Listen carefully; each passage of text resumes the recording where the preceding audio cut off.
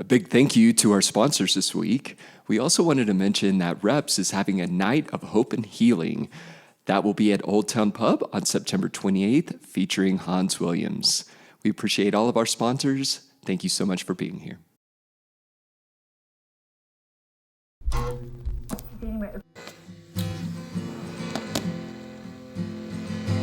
Now I'm haunted by the love that we have. Not sure I'll ever find something like that. All right, we're live. Welcome everybody to the first full-length podcast of Moon Mountain Media's On the Moon with Nielsen and Nate. My name is Nate Brothers. I'm your host, as well as Chris Nielsen, who is alongside with me, who is also a host and a co-founder with me in this company. This whole thing started as a passion project, and it's been a really exciting first 2 months. We are now 8 weeks into the YouTube channel. Yep. How you feeling, man? How are the vibes? Feeling great. Vibes are good. Again, on a magical, mystical tour. Loving every minute of it.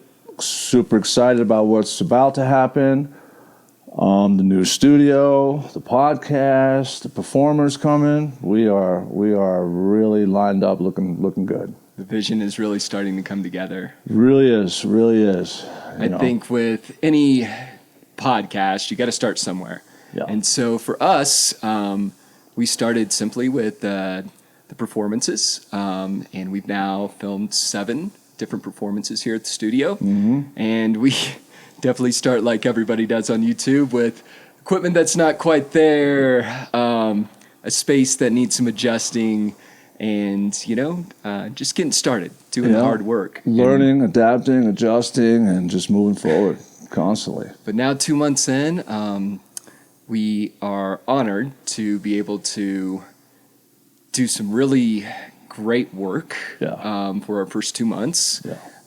And have some amazing performances, some amazing artists on. I just feel so blessed by the people we've met already. Yeah, so grateful. I mean, unbelievable. half of these artists I didn't even know before the beginning of the summer. Yeah. Which is, I think, part of why this is a magical project. Yeah, now they're part of the Moon Mountain community, which was the whole idea, to inspire creativity and create a community. That's what we're doing.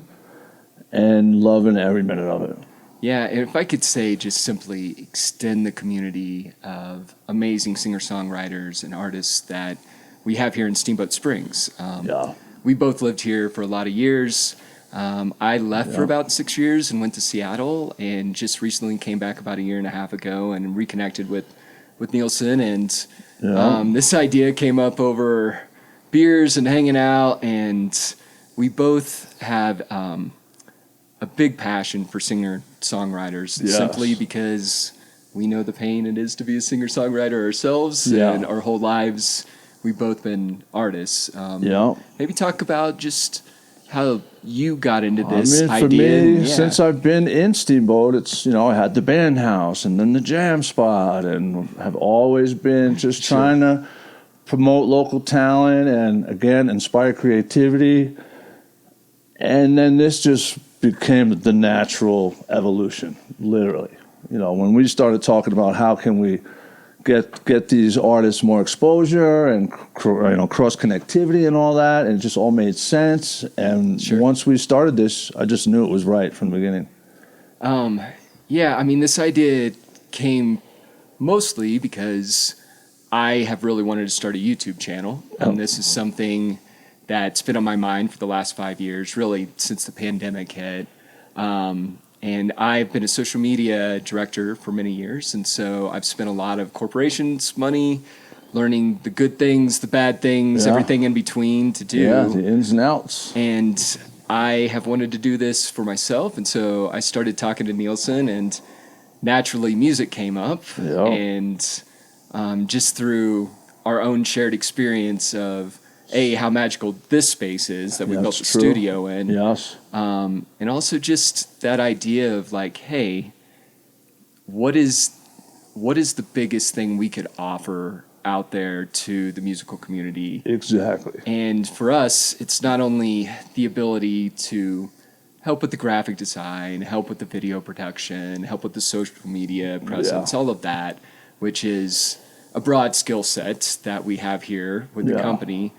But honestly, it's connecting those people with those magical experiences that this first 8 weeks has been about. Yeah, exactly. Just magical performances, and just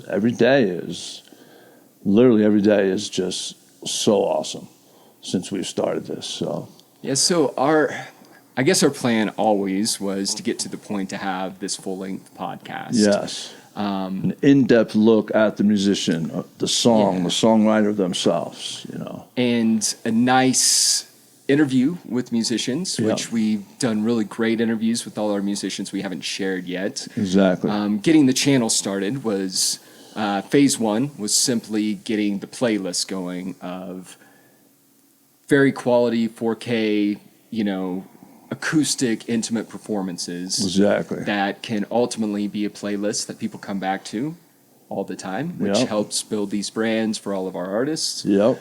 But the next evolution is this, which we're calling On the Moon. And it is just a little bit deeper dive.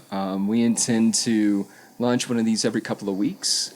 And so we're circling back to our first artist tonight, Alan Duty.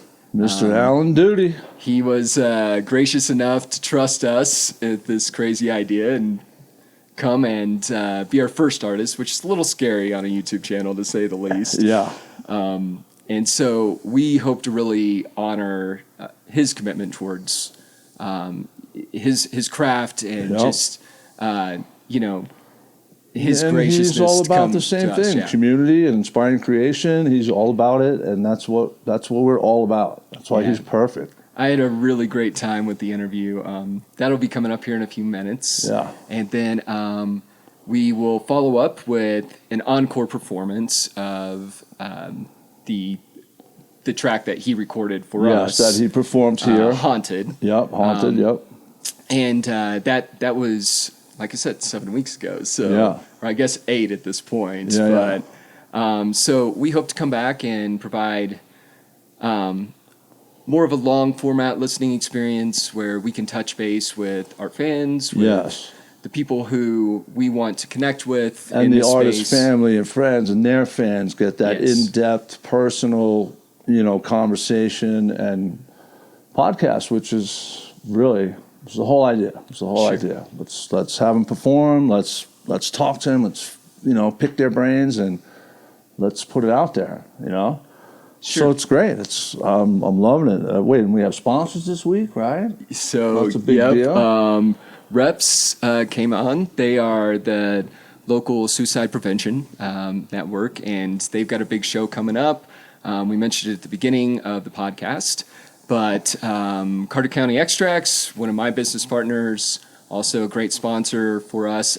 They are out of Ardmore, Oklahoma.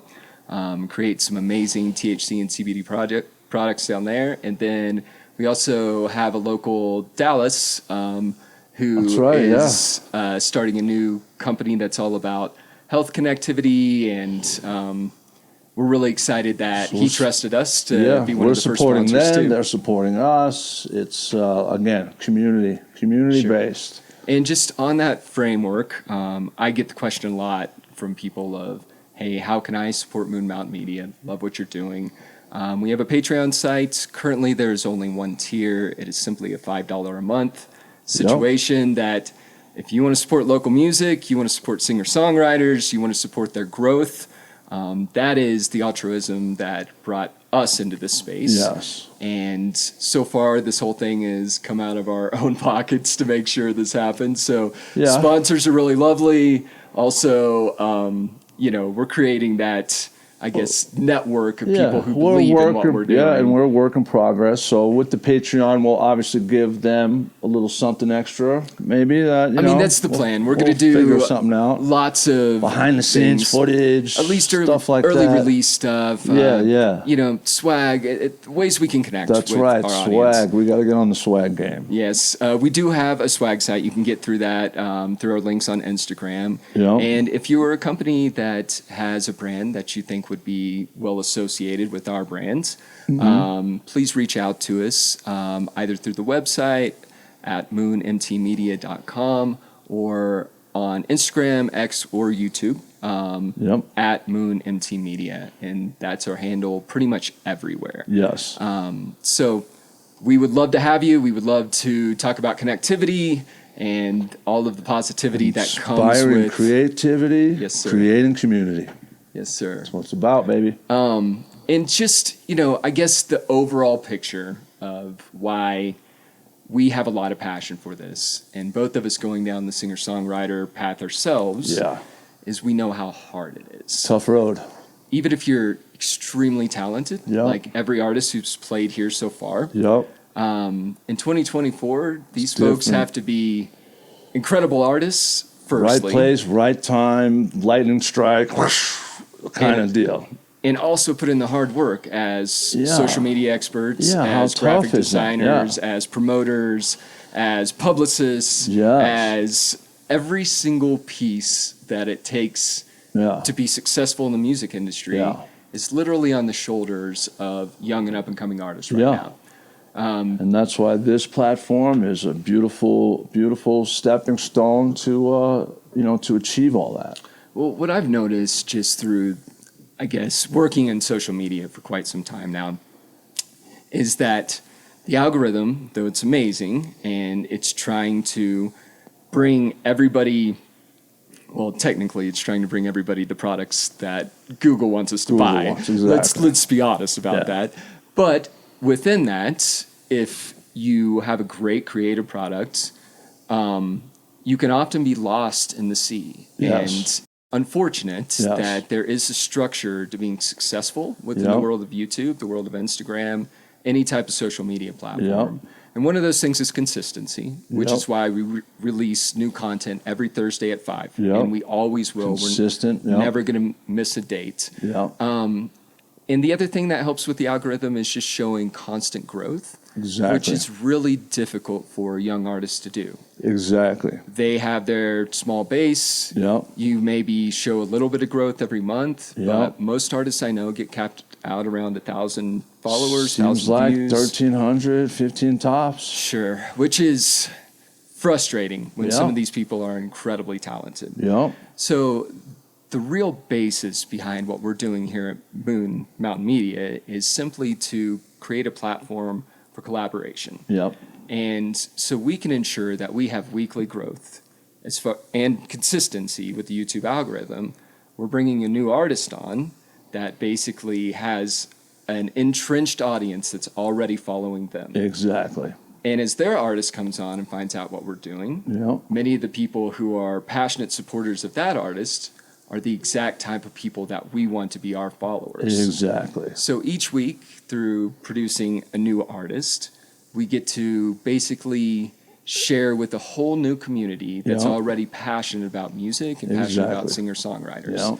And so the whole idea behind this is to build a large network over time of many artists that have been on here, and where everybody's success helps everybody else. And so if someone goes viral with content, that brings everybody else up. If we just continue to bring on X amount of people every week and share new materials with that current artist's following, more and more exposure, more and more connectivity, we will guarantee the growth within the channel. Absolutely. And so that's really the, I guess, dynamic upside of what we're doing here. And so we're also moved by the community of Steamboat and moved by the fact that there are plenty of artists who come to Steamboat for festivals, Texas Music Fest in January, Winter Wondergrass in March.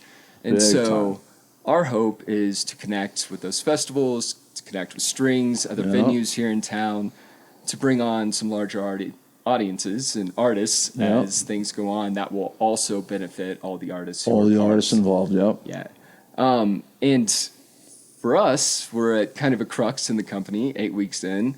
We're literally rebuilding the studio this weekend. That's right. Acoustics are going to be incredible. I'm really excited for everyone who's going to play from this point on, and also very thankful for everybody who already played. All wood studio, baby. And yeah, so new equipment, multiple cameras now. Yeah. Production's going up. We're starting to be a legitimate media company. Feeling pretty legit, yes. And so we really hope by the beginning of this next year, things will just continue on the upward growth and upward side of things. Absolutely. And, with all that being said, if you have any interest in connecting with us through collaborating, through music, through media events, through festivals, we would love to listen. This is something we're both very passionate about. Yeah. And just reach out to us, and let's go from there. Yeah, truly. Yeah. So, tonight was... Make some magic. Exactly. So tonight was really just about introducing both Nielsen and myself, and putting, I guess, a face with what we've been doing here in Steamboat for the last 2 months. Yeah, no one really knows it's us. Which by design, was by design. We believe in producing and following up with, we put out quality product. That's what we're. And so that's been our goal always. Yeah. And also with that being said, man, I'm just really stoked to be doing this with you, dude. Like this is. Yeah, man, this is a great partnership. This is awesome. It's pretty dang cool. Yeah. So, guys, without further ado, we will bring up the interview with Alan Duty coming right up. But once again, thanks so much. If you want to reach out to us, once again, that's at Moon MT Media. If you want to support us, please check through Patreon. If you're looking for any type of sponsorships or anything we can collaborate on, just hit us with an email or a text. Find us. We're out there everywhere at this point. Yeah. And thanks so much for being here, guys. We hope to do many more of these in the coming weeks. Absolutely. And without further ado, this is Alan Duty and our in-depth artist spotlight interview. Thank you so much. Thank you so much, guys. All right, we got Alan Duty in the studio today. Alan, thank you so much for being a part of this. Thank you, guys. I'm super happy to be here. I'm pumped. It's going to be such a cool experience. Hey, Haunted, beautiful song. Thank you. Tell us a little bit about it. How did that come about? Man, Haunted was one of those songs that I love. I wrote a couple of years ago, after my first semester at Auburn down south. I was away from family, pretty far. I'd never been out of Steamboat for an extended period of time, especially away from my family for that long. And I was doing school, grinding. It was such a new experience, a lot of new people, new friends, just new life, like a new chapter. And I came back to Steamboat for winter break, and kind of all just came full circle. I had a minute to myself, take a breath. I did a lot of writing during that time, came back. It's good to see family, and I was able to sit down and just kind of reflect on the semester and reflect on what life had been like up to that point. And Haunted is what came from that and my experiences. And it's a song that I really cherish. I love that song, and it's something that is one of my personal favorites I've ever written. Yeah, it seems to have a very vulnerable side to it. Yeah. Yeah, I can remember those days too in college for sure. Yeah. Steamboat's been super inspirational for me. Did you grow up here? I did grow up here. I was born in Houston, but I moved here when I was so little that I don't even remember. So I grew up here skiing and playing hockey and baseball and all sorts, and went to high school here. Absolutely loved it. Hunting, fishing, the whole 9 yards. Steamboat's such a great place, such a great city. It's awesome. Well, there's certainly a vibrant music scene here. Oh, yeah. Do you have some inspirations that came from growing up here? Definitely. I love watching Buffalo Commons, especially. They're such a cool group, and I loved watching just their musicians. They're just so awesome to go watch. And though I was a little younger when I first was seeing them, I just remember, it's so cool. Them playing music, being on stage was such a sweet and awesome experience when I was sitting there. And especially the Free Summer Concert Series always had great people. I always remember Ziggy Marley coming into town. I know it's kind of different from the music I usually play, but for sure. Just people coming to play for free concert, especially last year or 2 years ago, they had Cody Canada and The Departed, and that was an amazing. Like I've been listening to Cross Canadian Ragweed before they were Cody one of Canada, my The favorites Departed, too, man. For real. forever, and they had him here. It's so cool how Steamboat brings in these names and people that just lighten up the area. Yeah, it really is. Well, where did the country roots come from? So my dad is from Texas, and his dad is from Texas. So Houston, and All right. I You're a was Texan. I was born there. No, you. not for long. I was born there, and I grew up listening to all that Texas country music, Red Dirt. I was in that scene for especially like vinyls, Pat Green, Corey Morrow, all those guys. And we were listening to CDs, vinyls, anything on the radio, everything Texas country was what was playing, and we always had it on in the house 24/7. And something I just grew up on, Jerry Jeff, all those guys. It was just so cool to listen to them. And I was a little dude cooking and doing all the stuff, helping my family out, and there's never a time where there wasn't music playing in the house. Yeah. So I get that too. It was James Taylor and Gordon Lightfoot and those kind of bands from the 70s with my own father. Oh, yeah. 100% get it. Is your family musical? Is that where some of the inspiration so comes from? no one in my family that I know of plays an instrument or sings. I mean, my sister has messed around with instruments before. She's great. She's really good writer. Like she loves to write stuff, and she really enjoys that. She tried to play piano and plays ukulele a little bit here and there. And other than that, though, nobody in my family. I do a lot of music and picked up a guitar for the first time, luckily. And that was the first time anyone in my family had really had the experience of like playing music and like having that experience and chance. So. But there were guitars around. Oh, yeah. So we had a couple of guitars in our house for years. I stared at them like every single day.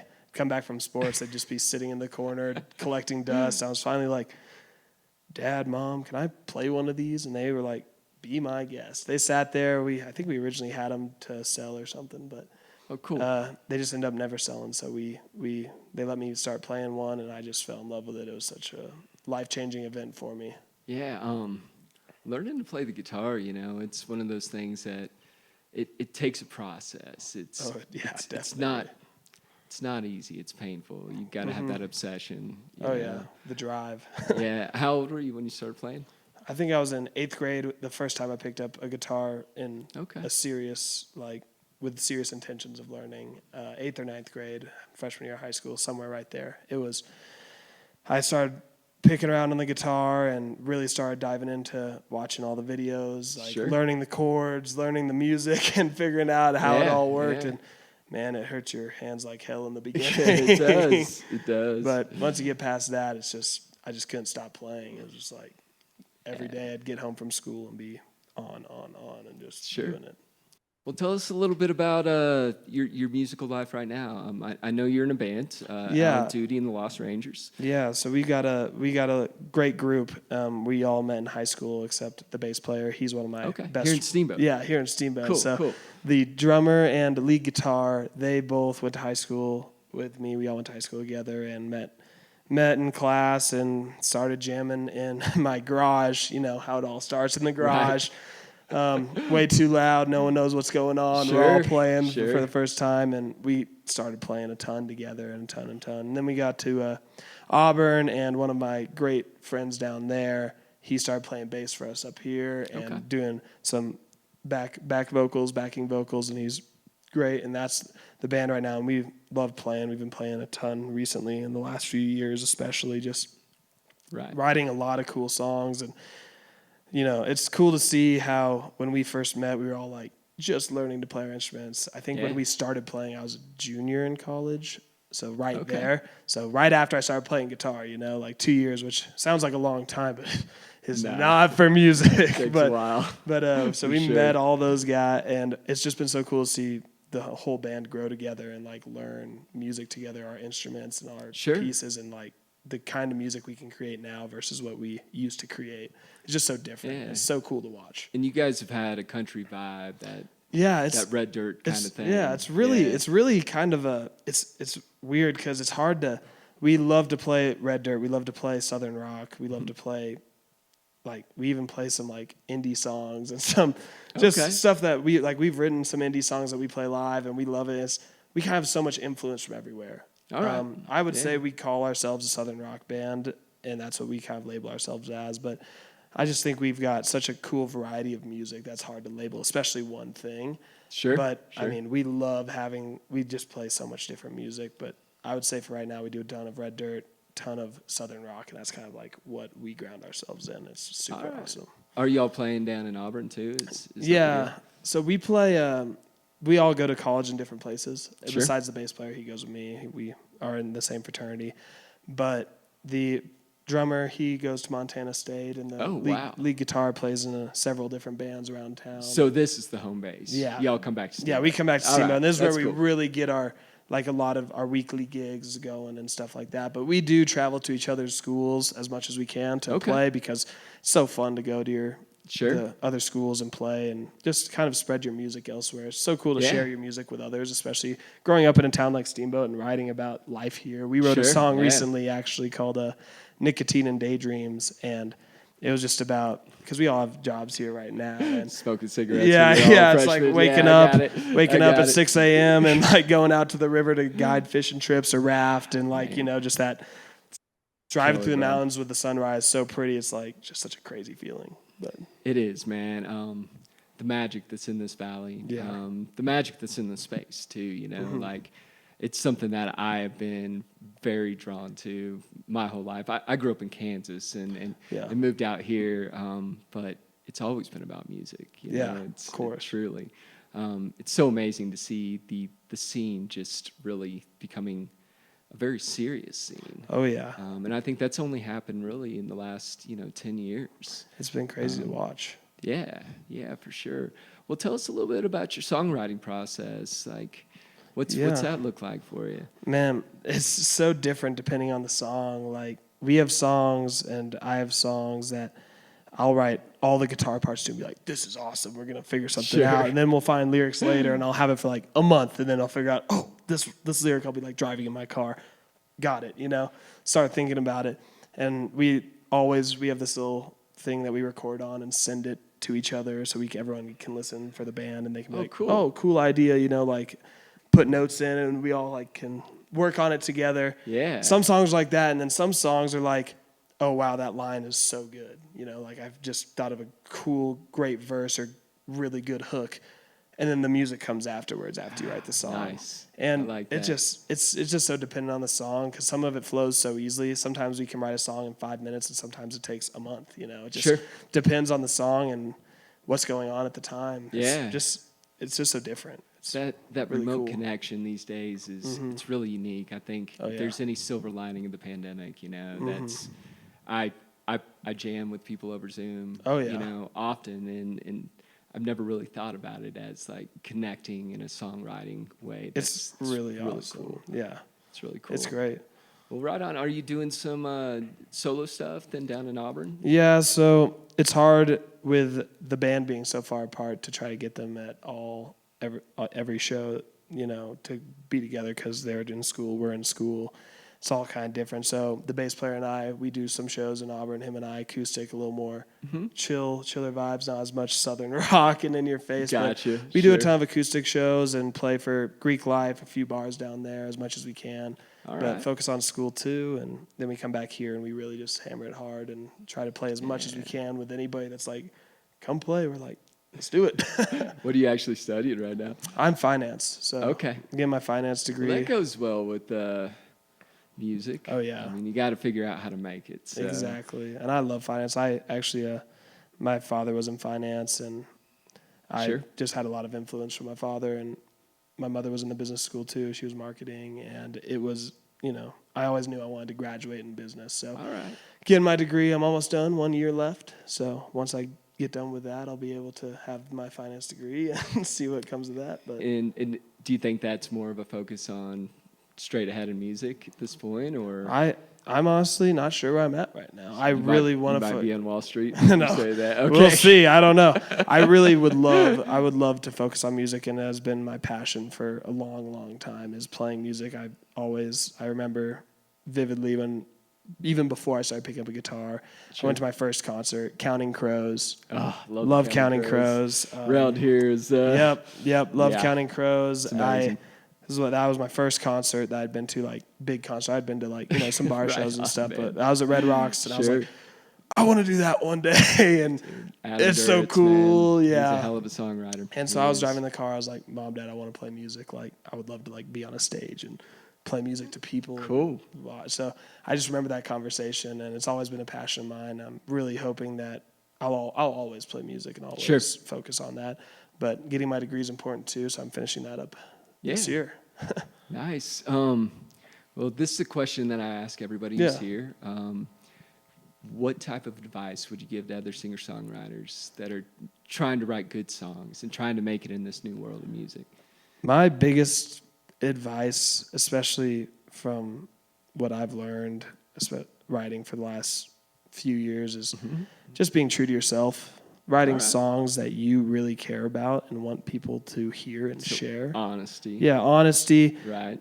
I mean, it's all about being you, and people really want to make, and what I've learned is people want to make that emotional connection with you, and that they want to they want to understand why you're singing a song or relate, and they want to feel what you felt in your music. And for me, that was the biggest game changer in my songwriting, because when I first was songwriting, I didn't have a ton of life experience yet. I was still young, like 8th grade, hadn't really experienced a lot of like breakups or anything like that, heartbreak or. Yeah.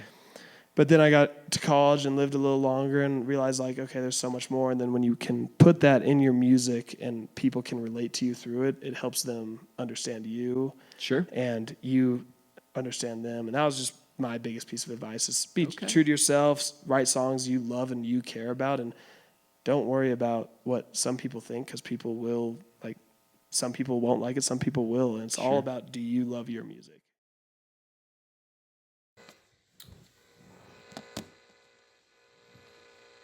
And now, the encore performance of Haunted by Alan Duty.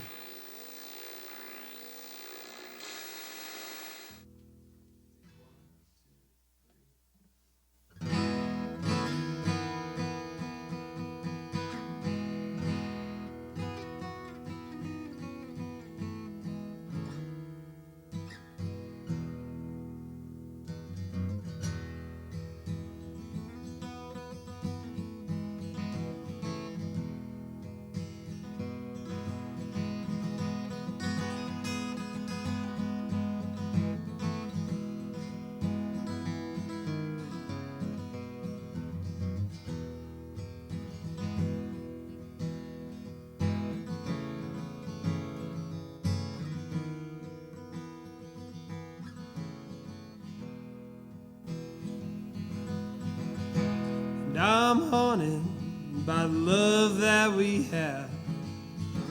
Not sure I'll ever find something like that. So many miles that I spend alone, so many miles keeping me from home. This old guitar, well, it feels all my pain. It's the only thing that's been keeping me sane.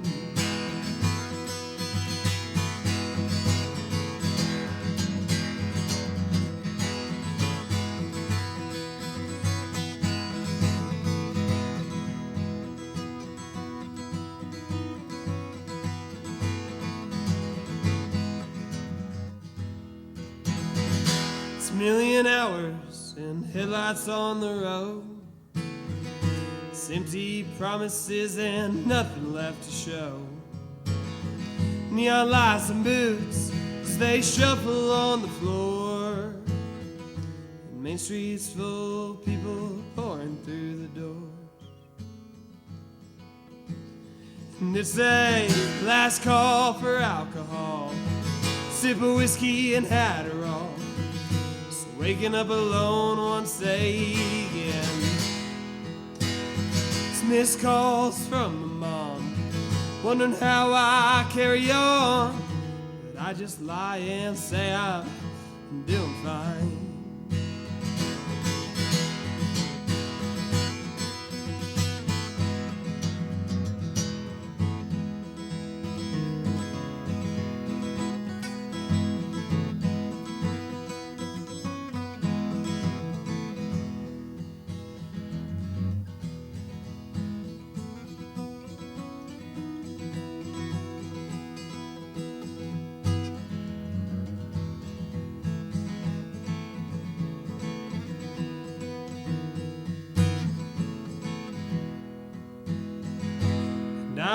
haunted by the love that we had.